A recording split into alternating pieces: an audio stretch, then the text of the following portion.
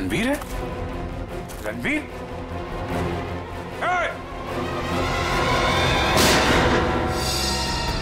गोली चलने की आवाज इस तरफ से आई। कहीं उनको कुछ हो तो नहीं गया? चलो।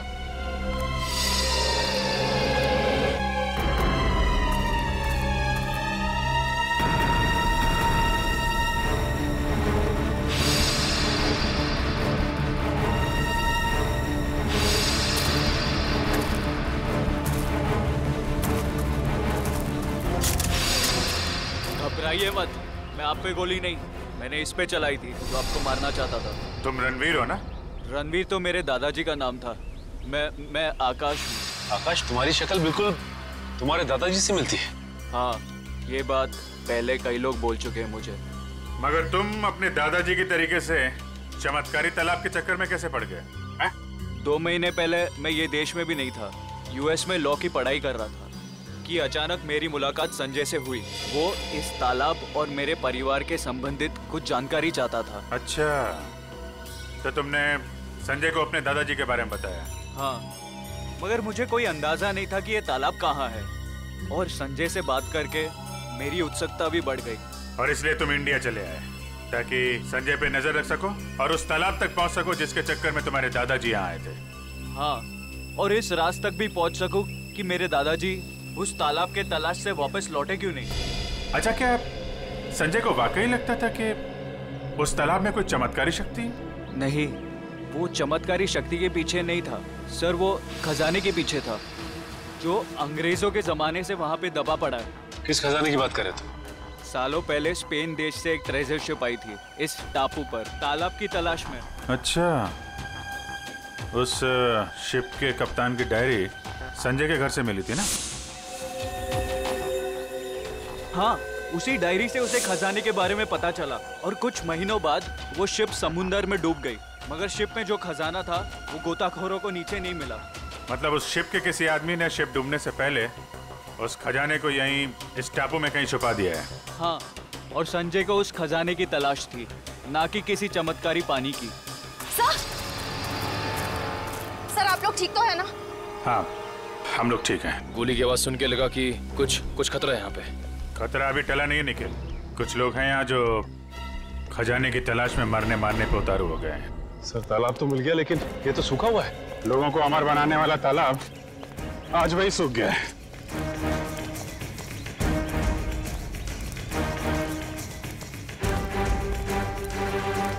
सर, सोने का सिक्का? सोने का सिक्का? मतलब खजाना था यहाँ पे? सर, इसका मतलब वो आदमी खजाना लेके ये लोग इस तरफ से निकल गए बाहर। सर, ये रास्ता तो टापू के दूसरे हिस्से जाता है, मैं भी वहीं से आया था और उन लोगों की नाव भी वहीं पे थी।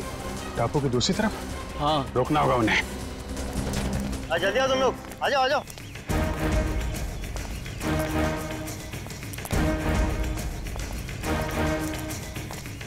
बस बस बस, खजाना यहीं रख दो, बाकी की जिम्मेदारी सीआईडी की है।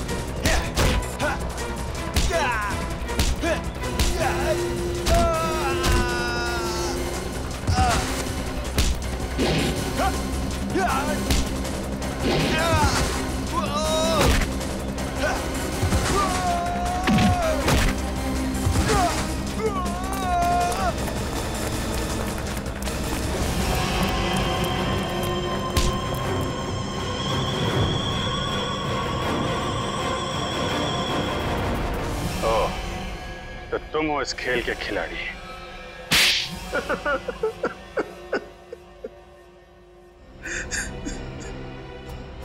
हाँ, मैंने ही मारा है अमर को, संजय को और अली गई तो भी।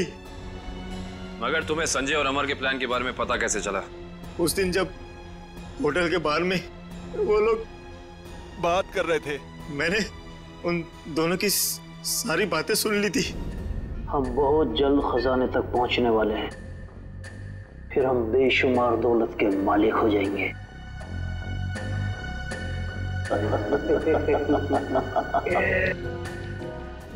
ओह, तो उन दोनों का पीछा करते करते तुम वहां जंगल तक पहुंच गए।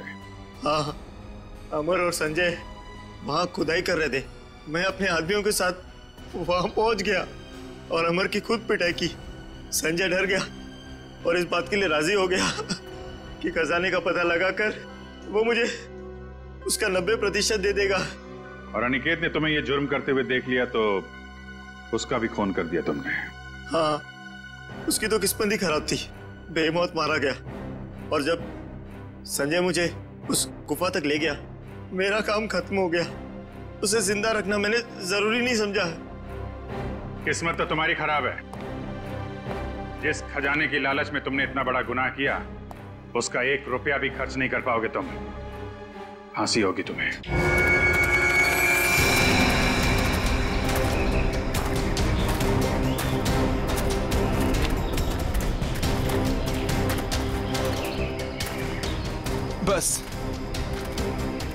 बस अब और नहीं चल सकते। 12 घंटे हो गए, भूखे पेट लगातार चलते हुए। सिर्फ 12 घंटे ही हुए ना, कोई भी आराम नहीं करेगा। सब चुपचाप चलो। नहीं साहब, अब अगर हम चाहें भी तो साहब हमारे पैर साथ नहीं देंगे। भगवान के लिए साहब थोड़ी देर आराम कर लेने दीजिए। जिस मजदूर के पैर उनका साथ नहीं देंगे, उनके पैरों को इस बंदूक की गोलियों से इनाम दूंगा। अब चलो सब। संभाल कर चाची। रिचा खुद का ख्याल रख सकती है, तुम्हें इसकी चिंता करने की जरूरत नहीं है, समझे? चलो अभी, अब चलो।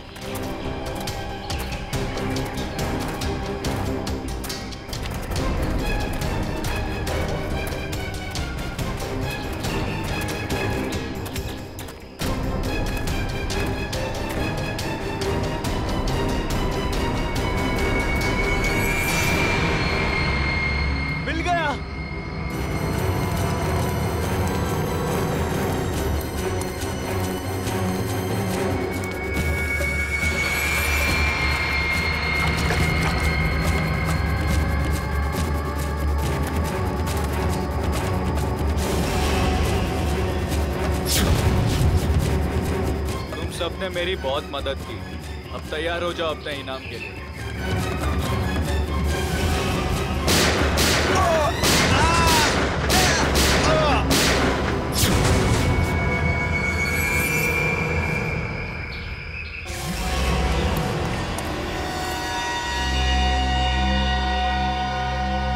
रणबीर, क्या किया तुमने ये? इन्हें इनकी वफादारी का इनाम दे दिया मैंने। ये कैसा इनाम है रणबीर? अब तुम दोनों को तुम्हारी बेवफाई की सजा दूंगा।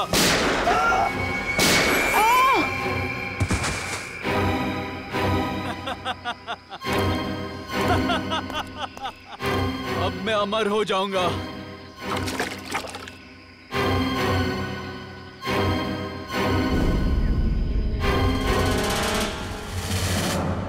धन्यवाद दोस्तों, आप सबका जो अपना कीमती वक्त निकाल कर यहाँ आए और दिल खोलकर सामान खरीद कर इस नीलामी को कामयाब बनाए।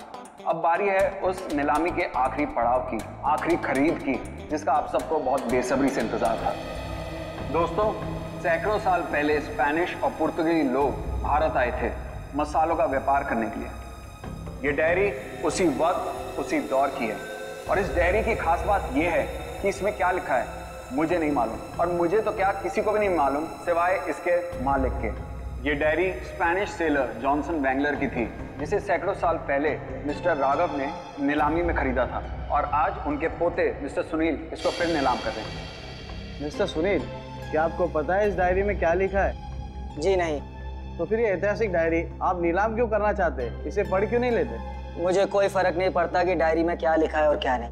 मुझे बस पैसा चाहिए, सिर्फ और सिर्फ पैसा। तो नीलामी शुरू की जाए। नीलामी शुरू करते हैं 10 लाख रुपयों से।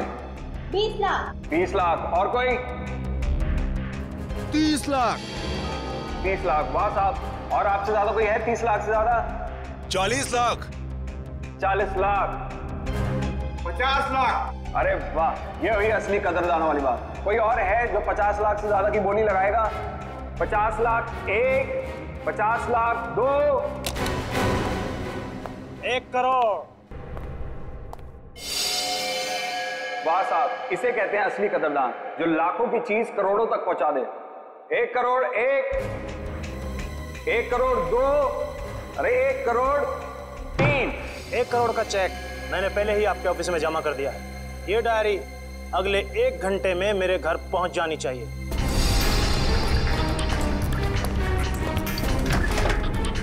तो जानता नहीं तूने डायरी नहीं, अपनी मौत खरीदी है, मौत।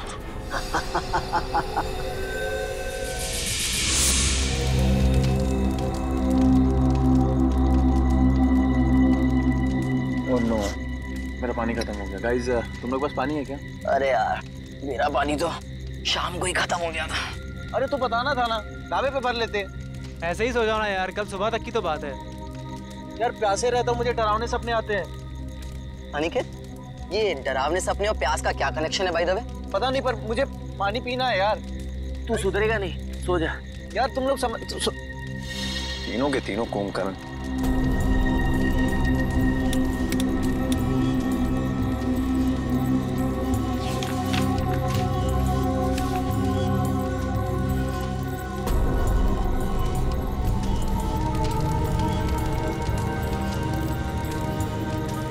इस नक्शे के हिसाब से तालाब करीब आधे किलोमीटर दूर पे है। प्यास बुझानी है तो तालाब तक तो जाना ही पड़ेगा।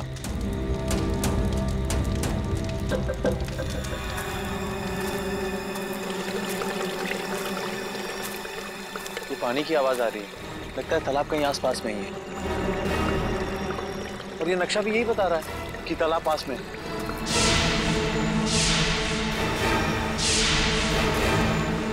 बचाओ, बचाओ! ये चीख कैसी है? अरे ये अनिकेत कहाँ चला गया? कहीं ये उसी की चीख तो नहीं? अनिकेत! अनिकेत! अनिकेत! अनिकेत! अनिकेत!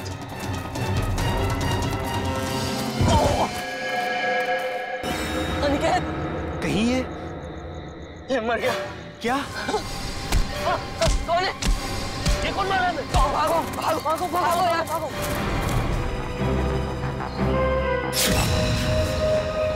सर, तो किसी भारी चीज से वार किया गया है। कैसे हुआ ये सब? सर, कल रात अनिकेत बाहर आया पानी पीने, उसी दौरान किसी ने इसकी जान ले ली। और तो और सर, हमारे साथ भी हाथापाई हुई। कितने लोग थे? सर अंधेरा काफी था, अचानक हमला हुआ और ठीक से कुछ मालूम नहीं पड़ा सर। सर, हमारा एक साथी पूरब भी अब कल रात से नहीं मिल रहा। कल रात वो हमसे बिछड़ गया और मुझे तो डर है कि कहीं अनिकेत की तरह उन लोगों ने पूरब को भी। घबराओ नहीं, हम लोग पूरब को जल्दी ढूंढ लेंगे। चलो ढूंढो, देखो कुछ मिलता है क्या।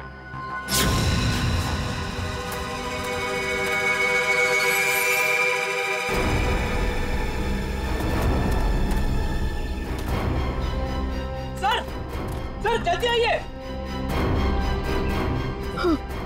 ठीक तो ना तुम? अरे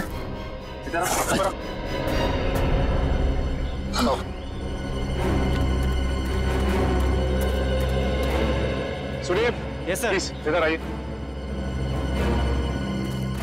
पूरा तू ठीक तो है ना?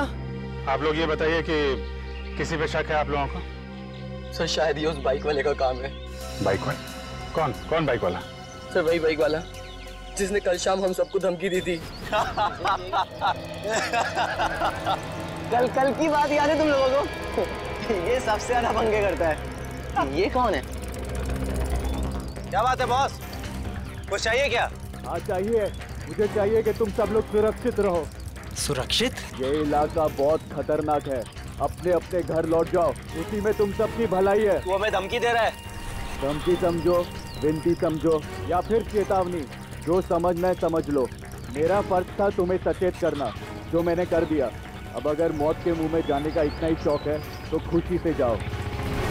सर शायद वो 100 किलोमीटर से हमारा पीछा कर रहा था और जिस ढाबे पे हम लोग रुके थे सर वो भी वही रुका था। और उस आदमी का चेहरा नहीं याद है आप लोगों को? नहीं सर, उसने एक पल के लिए भी हमारे सामने हेलमेट नहीं उतारा। ढाबे में खाना खाते समय तो हेलमेट निकाला होगा ना? ढाबे वाले से पता करो, देखो शायद उसे कुछ याद हो। ठीक है, तुम साथ में।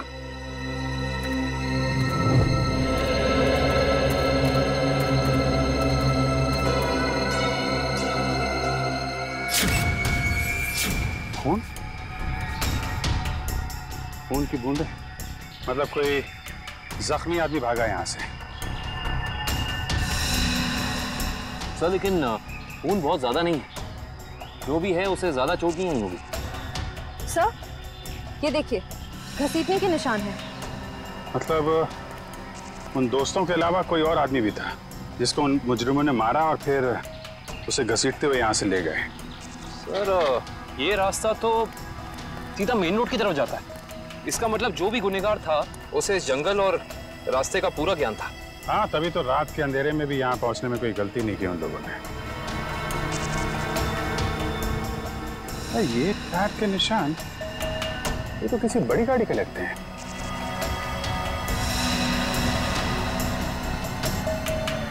साढ़े 8 इंच। सर ये तो लेस्कॉट गाड़ी के टायर लगते हैं, क्योंकि इतने चौड़े टायर उसी गाड़ी में होते हैं।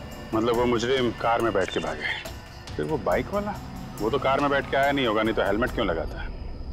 एक काम करो, आगे जो टोल नाका है वहां जाके पता करो ये लेस्कॉट गाड़ी वहां से गुजरी है क्या। जी सर। तब तक मैं यहाँ देखता हूँ कुछ और मिलता है क्या।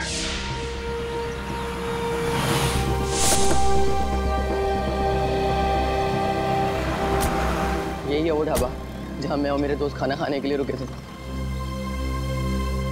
अरे आइए आइए सर जी, बैठिए। गर्मा गर्म दाल मखनी बनाई है, लगा दूं 5 प्लेट है मक्खन मार के? जी हम लोग खाने पीने नहीं आए, हम लोग सीआईडी से। सीआईडी से? क्या हुआ साहब? आपको याद है कल मैं और मेरे कुछ दोस्त आपके ढाबे पे खाना खाने के लिए रुके थे? हाँ हाँ, हल्का हल्का याद तो आ रहा है, पर आपको इतनी चोट कैसे लगी? कल रात इनके ऊपर हमला हो गया और उस हमले में इनके दोस्त अनिकेत की मौत हो गई। ये भगवान, ये हो क्या रहा है आजकल? समाज में दिन ब दिन जुर्म बढ़ता ही जा रहा है। हाँ वो तो है, लेकिन हमें शक है कि इस जुर्म में एक बाइक वाला शामिल है जो कल यहाँ पे आया था। बाइक वाला? जी हाँ, उसने एक ब्लैक बाइकर सूट और ब्लैक हेलमेट पहना था और मुझे अच्छे से याद है उसके पास नलोंजन मॉडल की बाइक भी थी। एक बाइक वाला आया तो था। अच्छा, उस बाइक वाले के बारे में कुछ याद है आपको? कैसा दिखता था वो? साहब इतना तो याद नहीं, लेकिन शायद रामू को पता होगा। रामू जरा इधर आना, जरा बताना साहब लोगों को उस बाइक वाले के बारे में।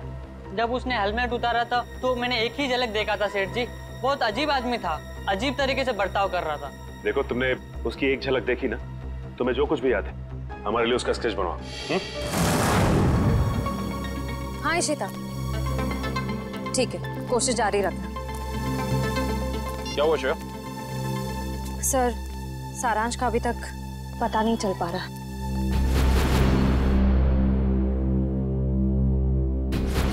हमें सारांश जरूर मिल जाएगा। अगर वो गाड़ी इस रास्ते से गई है तो इस टोल नाके से जरूर गुजरी होगी। सही कह रहे हैं। अरे भाई साहब, यहाँ कल रात में 3 बजे के आसपास कोई लेस्कॉट गाड़ी निकली है यहाँ से? पता नहीं सर, मेरी तो दिन की शिफ्ट होती है, रात की शिफ्ट वाला शाम को आएगा। भाई साहब, ये जो सीसीटीवी कैमरा लगा है ये तो 24 घंटे ऑन रहता है ना? जी हाँ सर। इसकी फुटेज देख सकते हैं सर? आप? हम लोग सीआईडी से। हाँ हाँ, देख सकते हैं। आइए।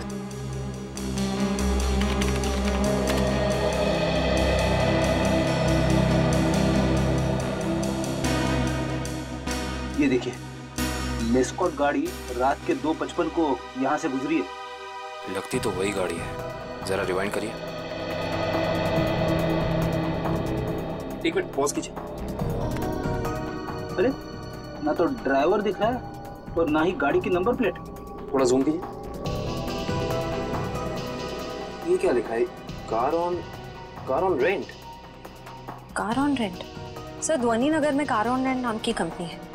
कहीं ये गाड़ी वहीं से किराए पे तो नहीं ली गई थी? सर, ये रहा स्केच। बन गया स्केच? यही वो आदमी? हाँ साहब, ऐसा ही कुछ दिखता था वो। ठीक है, आसपास की दुकानों से पता करते हैं, किसी ना किसी ने तो जरूर देखा होगा उसे। भाई साहब, इस स्केच को ध्यान से देखो। इस आदमी को पहचानते हो? नहीं देखा इसको इससे पहले। साहब बुरा ना मानो तो ये फोटो मैं देख सकता हूँ? अरे काका, इसमें बुरा मानने की क्या बात है? देखिए।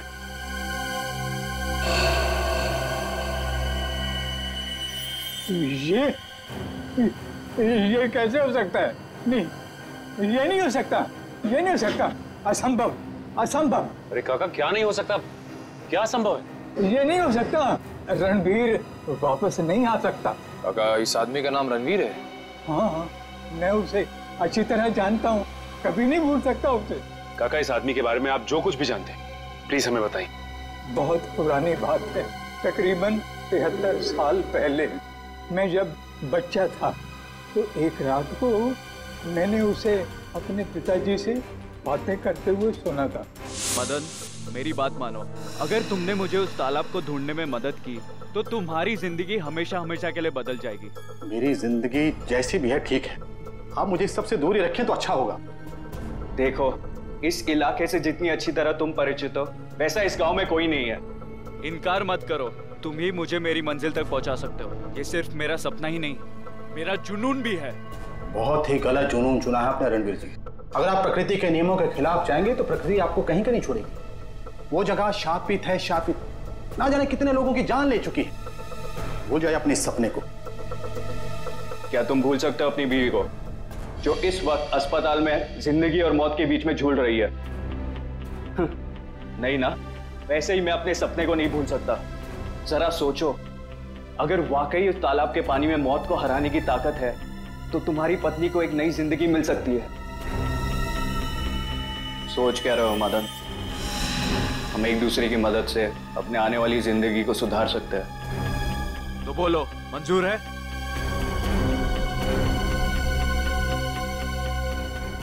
ये कैसे हो सकता है काका?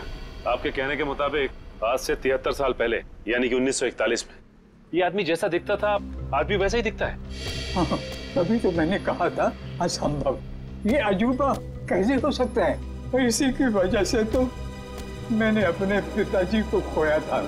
इसकी वजह से आपने अपने पिता को खोया? हाँ, ये मेरे पिताजी को बहकाकर एक तालाब पे लेकर गए थे। बोले उस तालाब का पानी पीने से आदमी हमेशा के लिए अमर हो जाता है और उसकी उम्र आगे बढ़ने से रुक जाती है।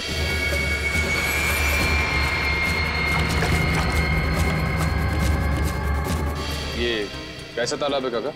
मेरे पिताजी तो वापस नहीं आए, शायद उसे वो चमत्कारी तालाब मिल गया होगा और उसी की वजह से आज तक 73 साल पहले जैसा अभी तक वैसे का वैसा ही दिखाई दे रहा है। काका, ये कैसी बातें कर रहे हैं आप? ये सारी बातें किस्से कहानियों में होती हैं, असल जिंदगी में इनका कोई लेना देना नहीं, समझे? बिना आग के कभी धुआं नहीं उठता बेटा। तुम भले ही ना मानो, लेकिन उस तालाब के पानी में कोई शक्ति है जो मौत को भी पराजित कर सकती है। सर, पूरा जंगल छान मारा लेकिन कोई सुराग नहीं मिला। एक मिनट वो देखो, ऐसा लगता है यहाँ हाल फिलहाल में ही खुदाई हुई है। तो देखो। Yes sir.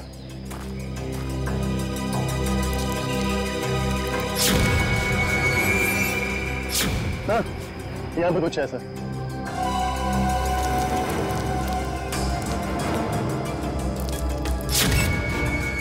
माय गॉड, ये तो सालों पुराना कंकाल लगता है।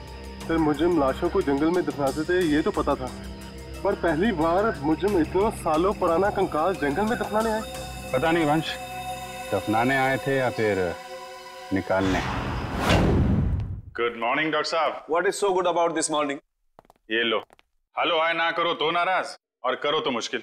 अरे इतने उखड़े हुए क्यों हैं सर आप? भाई साहब, जब आपको पता लगेगा ना कि अनिकेत की मौत कैसे हुई, आप भी इतने ही उखड़ जाएंगे।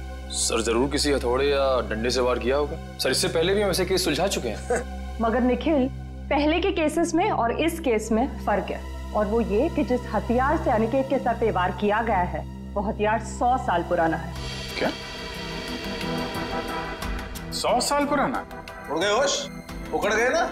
भाई साहब, अनिकेत के सर पर से मुझे लोहे और लकड़ी के छोटे छोटे टुकड़े मिले हैं और ये टुकड़े 100 साल से भी ज्यादा पुराने हैं। लोहे और लकड़ी के टुकड़े? मतलब हथियार कोई ऐसी चीज है जिसमें लोहा भी है और लकड़ी भी? हाँ, आइए मैं दिखाती हूँ।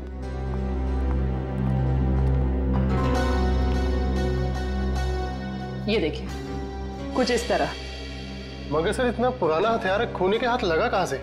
शायद दादा परदादा के जमाने से घर पे रखा होगा, अब निकाला है काम के लिए। और अगर मैं कहूँ कि ये कंकाल जो आप लोग लेके आए हैं, ये कंकाल भी 100 साल से ज्यादा पुराना है, तो मतलब कितना पुराना है ये कंकाल? जिस तरह वो हथियार 100 साल पुराना है, ठीक उसी तरह ये कंकाल भी 100 साल पुराना है। मतलब ये मरने वाला भी अंग्रेजों के जमाने का है? अंग्रेजों के जमाने का नहीं है, अंग्रेज ही है। जी हाँ, इसकी हड्डियां हमें ये बताती है कि ये शख्स कोई यूरोपियन है, एशियन नहीं है। 100 साल पुराना हथियार और 100 साल पुराना मुर्दा, वो भी विदेशी। आज के जमाने में किसी को इसमें क्या दिलचस्पी हो सकती है? इस फोटो को ध्यान से देखिए। ये सफेद रंग की लेस्कॉट गाड़ी आप ही के यहाँ से किराए पे ली गई थी? माफ कीजिए सर, इस फोटो में कार की नंबर प्लेट नहीं दिख रही है, इसलिए बता पाना मुश्किल है कि कार किसने किराए पर ली थी। अरे भाई कमाल करते हैं आप, है तो आप ही की कंपनी की गाड़ी ना, नंबर प्लेट ना सही कुछ और देख के पहचान लीजिए। सर 100 से ज्यादा गाड़ियां हैं हमारी कंपनी में और इसी मॉडल इसी रंग की करीब 20 गाड़ियां हैं। सर इस तरह बता पाना मुमकिन नहीं है। तो आप एक काम कीजिए, आप हमें ये बताइए कि ऐसी सफेद रंग की लेस्कॉट गाड़ी कितने लोगों ने पिछले एक हफ्ते में किराए पे ली है यहाँ से? 1 मिनट सर।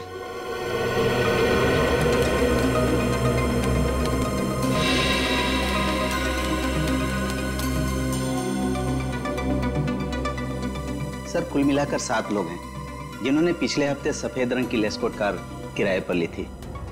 गुड, अब हमें इन 7 की पूरी जानकारी चाहिए। ठीक है सर। देखते हैं क्या पता चलता है। 5 लोगों से पूछताछ कर चुके हैं, बच्चे 2, इन्हीं में से कोई एक है जो इस केस की अगली कड़ी साबित होगा।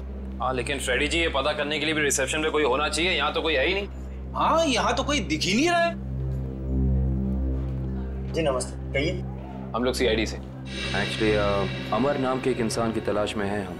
बात यह है कि उसने सफ़ेद रंग की एक लेस्कॉट गाड़ी को हायर किया और अपने एड्रेस की जगह उसने आपके इस होटल का एड्रेस दिया, इसीलिए हम। Just a minute. मिस्टर अमर, वो तो कल ही चेकआउट कर गए। अच्छा, आपने अपने रिकॉर्ड्स के लिए उसका कोई आईडी प्रूफ तो लिया होगा ना, लाइसेंस, पैन कार्ड वगैरह? दिखाइए जरा। मैडम लिया तो था, लेकिन आज ही सुबह हमारे कंप्यूटर का हार्ड ड्राइव क्रैश हो गया और उसी के साथ सारा डेटा चला गया, माफ कीजिएगा। अच्छा, ये अमर दिखता कैसा था, उसका हुलिया कैसा था? आप कमरा नंबर 701 वाले अमर सर की बात कर रहे हैं ना? हाँ राजू, उसी के बारे में बताइए इन लोगों को। क्या था उसका हुलिया?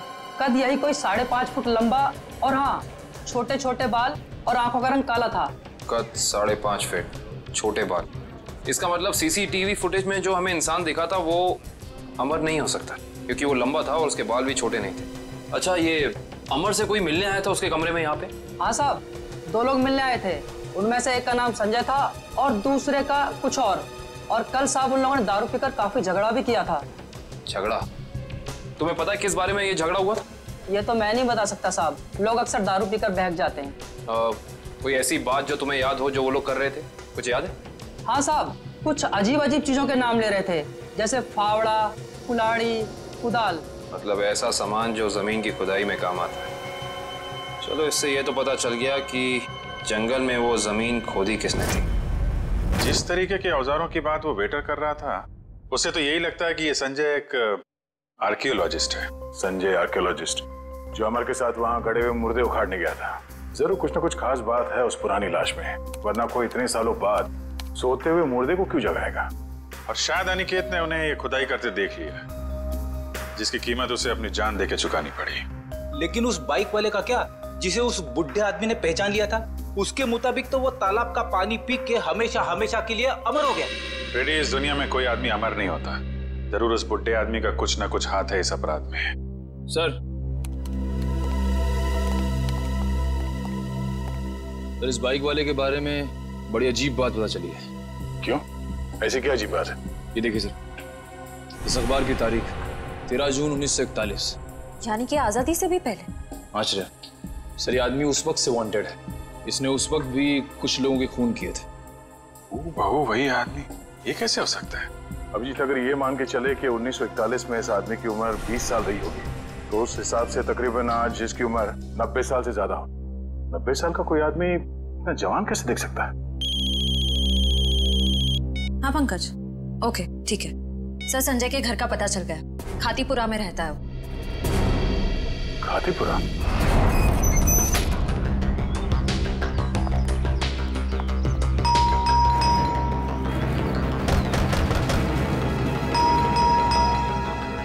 लगता है संजय को हमारे यहाँ आने की खबर लग गई होगी, इसीलिए भाग गया होगा। भाग कर जाएगा कहाँ?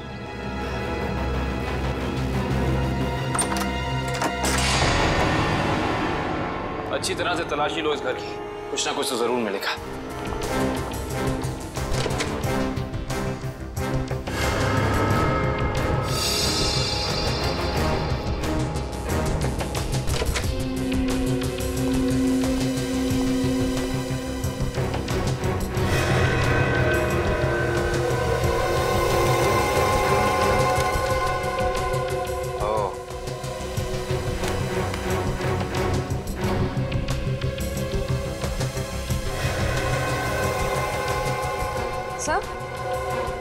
आश्रया, सर ये देखिए संजय का पासपोर्ट, इस पे काफी सारे देशों के वीजाज लगे हैं। तो लगता है इस भाई साहब को सैर सपाटे का बहुत शौक था। ये देखो श्रेया, इसकी चेकबुक की डिटेल से साफ साफ पता चल रहा है कि इस इंसान ने करोड़ों रुपए खर्च किए हैं म्यूजियम्स और नीलामियों से सामान खरीदने में। देखो, इसका मतलब संजय बहुत अमीर है और आर्ट में काफी दिलचस्पी रखता है। अब इसे ये दिलचस्पी आर्ट में है या किसी खास चीज में, ये तो वक्त ही बताएगा। लेकिन एक बात तो तय है, ये संजय किसी की तलाश में है, कोई ऐसी चीज जो इसे दुनिया के कोने कोने में ले जा रही है, हर म्यूजियम, हर बड़ी नीलामी तक। सर, हाँ, अलमारी में से ये डायरी मिली है, छुपा के रखी हुई थी। दिखने में तो ये कोई ऐतिहासिक डायरी लगती है। कुछ तो खास बात है इस डायरी में, काफी नायाब और अलग किस्म की डायरी है ये। सर शायद संजय ने इस डायरी को किसी नीलामी में खरीदा होगा। अभी पता चल जाएगा। चलो हाथ लगाइए। ओह, तो ये उसी स्पेनिश शिप के कैप्टन की डायरी है जो अपनी हर यात्रा के बारे में अपनी डायरी में लिखा करता था। ये वही डायरी है। इसका मतलब इस डायरी में उस रहस्यमय तालाब के बारे में भी जरूर लिखा होगा। सर इसका मतलब संजय भी उस रहस्यमय तालाब को ढूंढ रहा था, इसलिए उसने ये सारा सामान खरीदा। हो सकता है श्रेया, लेकिन अगर ये वही डायरी है तो उस रहस्यमय तालाब का नक्शा, कोई मैप, कोई जरिया जरूर होना चाहिए इसमें।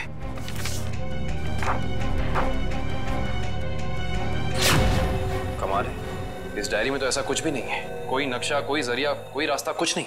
लेकिन इससे एक बात तो तय हो गई कि इस रहस्यमय तालाब को ढूंढने में दोनों अमर और संजय साथ मिलकर काम कर रहे थे। इसका मतलब हमें इस कमरे में कुछ ना कुछ जरूर मिलेगा। छानबीन करो।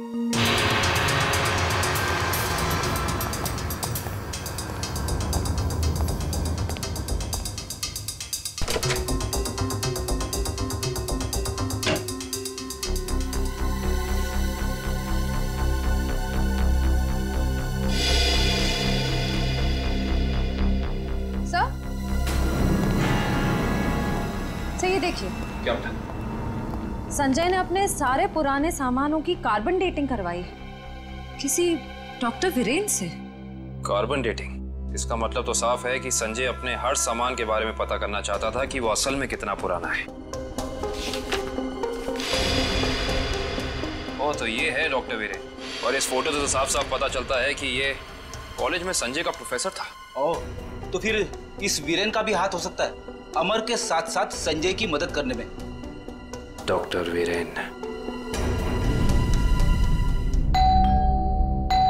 इस वक्त कौन आ गया?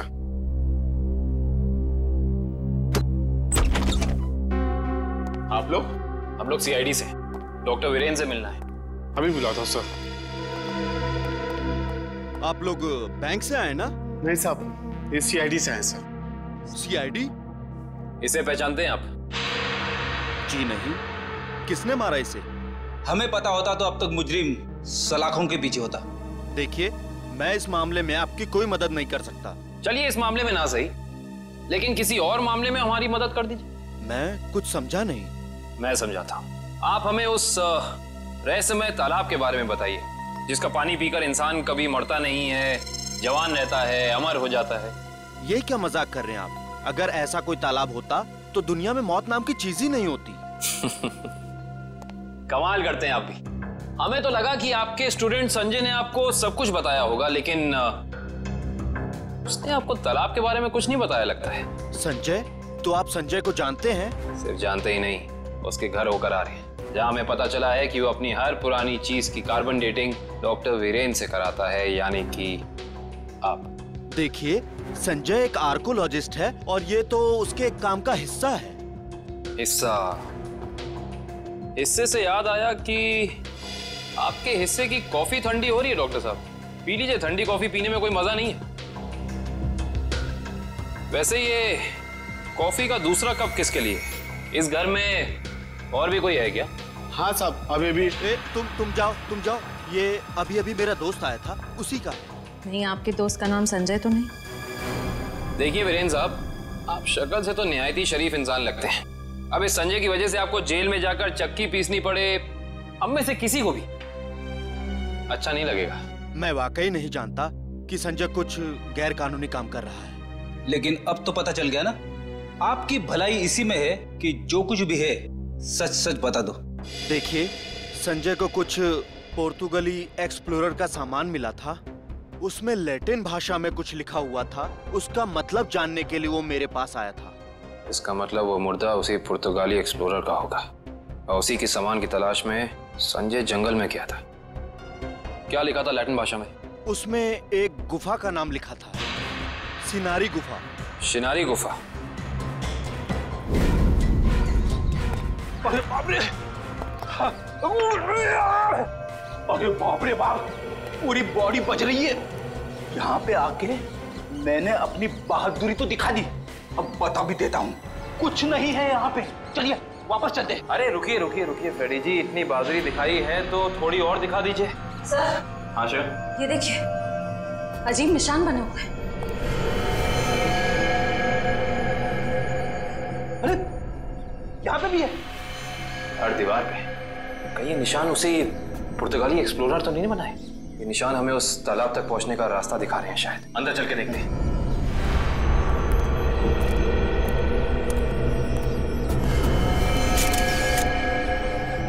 दो लाशें।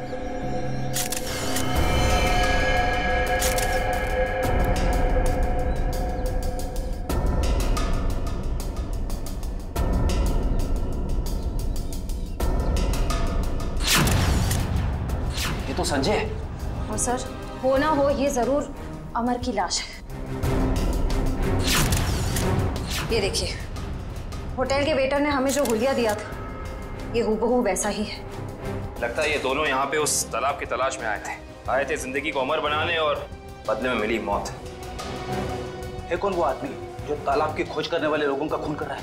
जरूर कोई ऐसा है फ्रेडी जी जो नहीं चाहता कि उसके अलावा इस तालाब के बारे में किसी और को पता चले। सर, हो ना हो ये काम जरूर रणवीर का ही होगा, क्योंकि जब संजय खुदाई कर रहा था तब रणवीर भी वहां मौजूद था। सर, हाँ, यहाँ पे जूतों के निशान है। ये देखिए, अलग अलग जूतों के निशान दिख रहे हैं। कम से कम 5 लोगों के होंगे। सही कह रहे हैं आप। 2 तो अमर और संजय के होंगे, 1 रणवीर का, बाकी 2 निशान। इसका मतलब साफ है, इस गुनाह में 2 और लोग शामिल हैं, लेकिन कौन? सिंबल्स को देख के लगता है कि ये हमें उस चमत्कारी तालाब का रास्ता बता रहे हैं। न जाने कितने साल पहले बनाए गए होंगे ये निशान, तालाब की तलाश में। और इन निशानों के अंदर ही वो चाबी छुपी है जिससे हम इस केस का ताला खोल सकते हैं। अरे सर, ये तो एक टापू बन गया। और इसके बीचों बीच में है ये तालाब। मगर सर, ये टापू है कहाँ पे और हम यहाँ तक पहुँचेंगे कैसे? इसका पता चल जाएगा निखिल, अगर हम इन निशानों की भाषा समझ पाए, उनको अक्षरों में बदलेंगे तो पता चलेगा। सर, इस तरह के निशान मैंने पजल्स की किताबों में देखे हैं। और पजल के साथ हायरोग्लाइफिक अल्फाबेट बुक भी आती है ना? हाँ सर। वंश, जल्दी से जाकर किताब लेके आओ। Okay sir.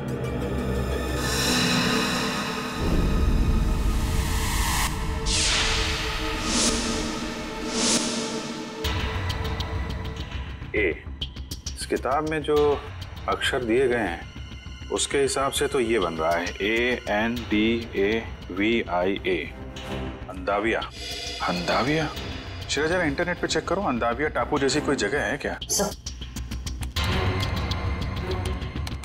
सर ये देखिए, ये अंदाविया नाम का टापू भारत के दक्षिणी दिशा में है, यानी कि इंडियन ओशन में।